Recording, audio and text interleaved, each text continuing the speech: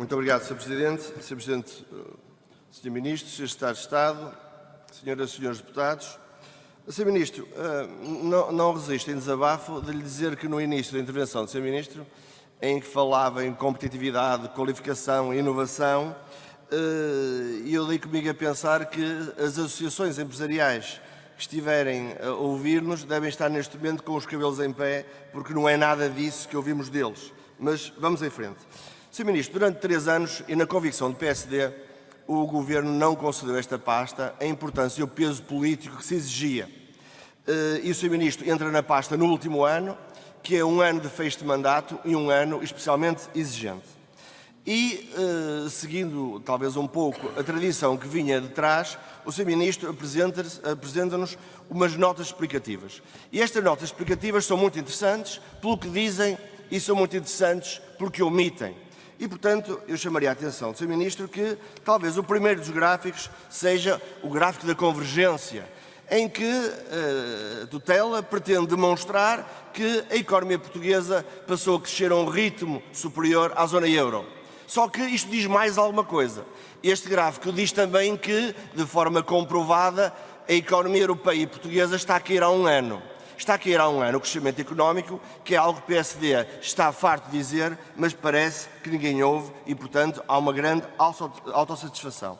Igualmente, estes gráficos, Sr. Ministro, que nos trouxe de nota explicativa, pretendem mostrar-nos a aceleração das exportações. É um gráfico interessante, um gráfico que nós registramos com agrado, mas, curiosamente, traz-nos o gráfico das exportações, mas já não nos traz o gráfico das importações. E, curiosamente, o gráfico das importações é ainda mais acentuado, dito de outra maneira, as importações estão a aumentar mais que as exportações, o que quer dizer, Sr. Ministro, que também não está cá, o saldo da nossa balança comercial é negativo e está a acentuar-se. Mas estas notas explicativas também nos dizem mais coisas, Sr. Ministro. Também pretende evidenciar neste gráfico interessante o emprego. E nós temos o emprego a baixar de forma consecutiva e consistente, que é outro facto que nos apraz muito registrar. Só que este gráfico, que vem demonstrar esta baixa do emprego, vem demonstrar, e fugiu a boca e bem para a verdade, que é desde 2014, pelo menos, de forma consistente. Ou seja, aquilo que o PSD repetiu inúmeras vezes, de que há um conjunto de medidas que prosseguiram aquilo que vinha de trás, é verdade e está comprovado nos indicadores que o próprio Ministério nos trouxe. Sr. Ministro, visto isto, este orçamento foi vendido aos portugueses com uma enorme satisfação e algum autoelogio. Mas se nós ouvirmos aqueles que são os destinatários das medidas do Governo na área da economia, nós concluímos que, da parte deles, não é essa a apreciação. Eu permito-me citar a CIP, talvez por ser a maior das associações, que diz, e passo a citar, mais uma vez as empresas foram esquecidas, temos um aumento de impostos por via indireta e nem a estabilidade fiscal é atingida e, continuando a citar, não é por isso um orçamento virado para o futuro, mas, mais uma vez, segue uma estratégia meramente distributiva dos ganhos decorrentes da melhor desempenho da atividade económica. De outra forma, mais criativa, eu diria que, com esta carga fiscal, o Governo é uma cigarra alegre, mas as empresas têm que ser uma formiga preocupada. Sr. Ministro, a juntar a esta avaliação negativa dos nossos destinatários, também temos outras avaliações negativas que nos chegam de entidades credíveis e que devem merecer a nossa preocupação. Primeiro, a que já referi, e a fonte é o Banco de Portugal e neste momento o próprio Ministério da tutela, que nós temos a atividade económica a descer há 4 trimestres consecutivos. Isto não nos preocupa, Sr. Ministro, muito mais olhando para o gráfico e percebendo que não só a nossa está a diminuir, mas também está a diminuir a própria atividade económica europeia. Se pensarmos que a Europa é o principal destino das nossas exportações e se pensarmos que uma constipação europeia é uma pneumonia em Portugal, isto não o preocupa, Sr. Ministro. Segundo, a própria UTAU foi altamente crítica sobre alguma opacidade ou falta de compreensão ou coerência de alguns dos números do orçamento, nomeadamente em relação ao déficit. Isto também deve preocupar-nos e acredito que o possa preocupar. E por último, como sabe, Bruxelas continua a não acreditar que Portugal cumpra o déficit de 2019 que consta do seu orçamento. Sr. Ministro, além de analisar os números e a intervenção deste Governo nos últimos 3 anos, e de facto vale a pena olhá-los no tempo, também vale a pena olhar o desempenho do Governo no espaço, no tempo e no espaço.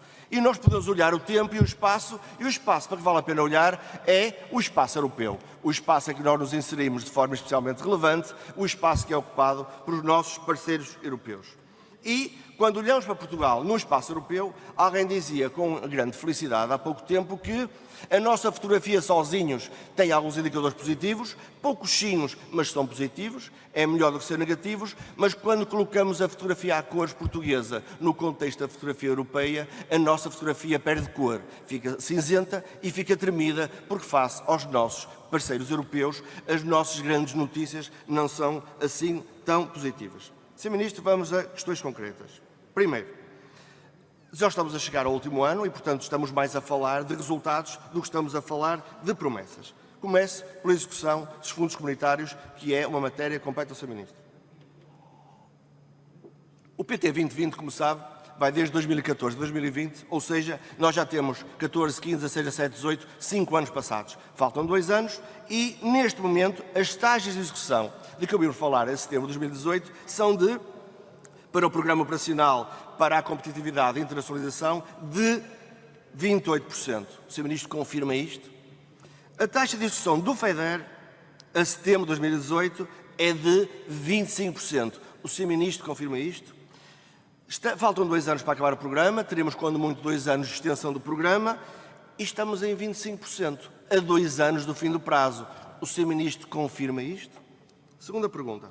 Além das múltiplas linhas de apoio, linhas de crédito, fundos, programas, etc., o Governo criou, o Sr. Ministro anunciou no Web Summit em 2016, um fundo de co-investimento de 200 milhões, gerido pela PME Investimentos. Aliás, dizia ele, como forma de apoiar e financiar, a melhor forma é co-investir. Em 2017, nós não sabemos se por êxito ou se por inêxito foi repetida a mesma operação. Ou seja, não sei se era o mesmo e o dinheiro era o mesmo, ou correu tão bem que decidiram repeti-lo, sendo que em 2018, aliás, já haviam falado de outra coisa também muito criativa, que é o Portugal Tech, que são mais de 100 milhões. As questões são duas e são concretas. Primeiro, o chamado fundo de 200 milhões eram mesmo 200 milhões ou o Governo, à boleia da expressão co-investimento, só lá pôs 100 milhões? É que queríamos evitar aqui a publicidade enganosa. Eram 100 ou eram 200? Segundo, 2 anos passados, Sr. Ministro, quantos projetos foram apoiados, qual o valor efetivamente aplicado e qual o resultado? Temos investimento reprodutor, investimento perdido, o que é que temos? Outro tema. IFD, Instituição Financeira para o Desenvolvimento.